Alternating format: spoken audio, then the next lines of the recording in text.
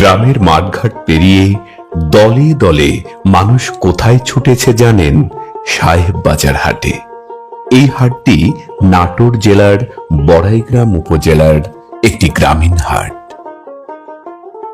কৃষি প্রধান আমাদের এই দেশের বেশিরভাগ মানুষই গ্রামে বাস করে। দৈনন্দিন চাহিদা মেটানোর জন্য প্রয়োজনীয় দ্রব্যাদি ক্রয় বিক্রয়ের উদ্দেশ্যে গ্রামবাসী নির্দিষ্ট দিনে যে স্থানে মিলিত হয় তাকে মূলত হাট বলে। গ্রামীণ হাটকে বাদ দিয়ে গ্রামীণ মানুষের জীবনযাত্রা, গ্রামের লোকদের অর্থনৈতিক কার্যক্রম চিন্তাই করা যায় না। নাটোর জেলা থেকে আনুমানিক 24 কিংবা 25 কিলোমিটার দক্ষিণ পূর্বে নগর ইউনিয়নে এই সাহেববাজার হাটটি দেখতে পাওয়া যায়। মানুষের মুখে মুখে শোনা যায় এই হাটটির গোড়াপত্তন ঘটেছিল ব্রিটিশ আমলে, অর্থাৎ ব্রিটিশ নীলকররা একটা সময় এখানে হাট লাগানোর প্রয়োজন অনুভব করেছিল।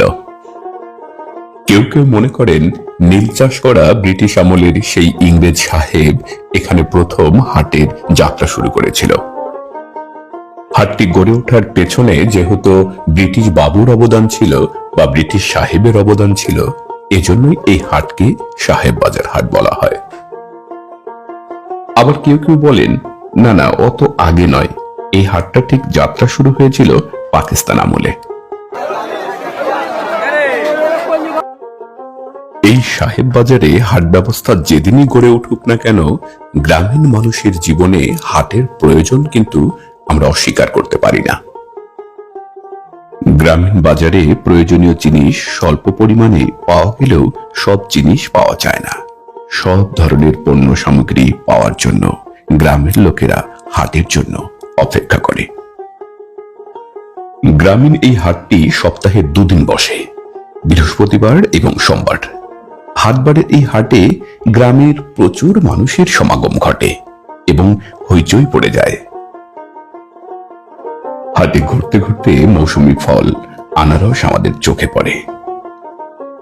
এই হাটটি আপনার কাছে জাদুর হাট মনে হবে, অর্থাৎ চোখের পলকেই এই হাট আপনার চোখের সামনে থেকে সরে যাবে। অর্থাৎ আপনি হঠাৎ করে দেখলেন প্রচুর মানুষের সমাগম, কিছুক্ষণ পরেই দেখবেন মানুষ নেই। হাটে নিয়ে আসা দৈনন্দিন প্রয়োজনের প্রচুর পণ্য সামগ্রী মুহূর্তের মধ্যেই শেষ হয়ে যায়। মূলত 1.5 থেকে 2 ঘন্টা এই হাট রীতিমতো জমে ওঠে। আপনি জানলে অবাক হবেন, 14/3/2024 এই হাটে বেগুন বিক্রি হয়েছে কত টাকা কেজি দরে জানেন? মাত্র 10 টাকা কেজি দরে।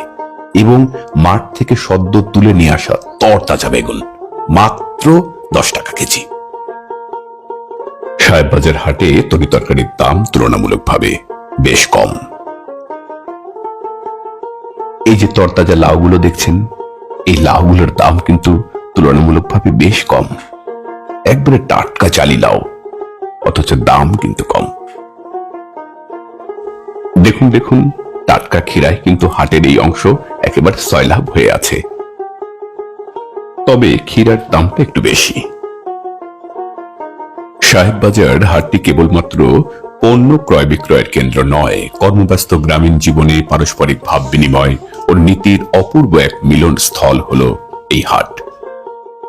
আশেপাশের গ্রামগুলো থেকে মানুষজন এই হাটে আসে এবং পরস্পরের সাথে দেখা হয়, সাক্ষাৎ হয়, প্রীতি বিনিময় ঘটে।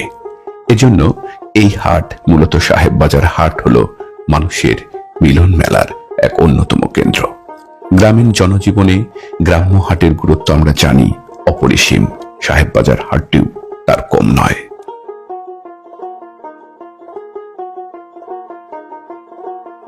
হাটের এই অংশে মাছের বেচাকেনা বেশ জমে ওঠে। গ্রামীণ পুকুর, ডোবা, নালা, খাল, বিল এই হাটের মাছের মূল উৎস।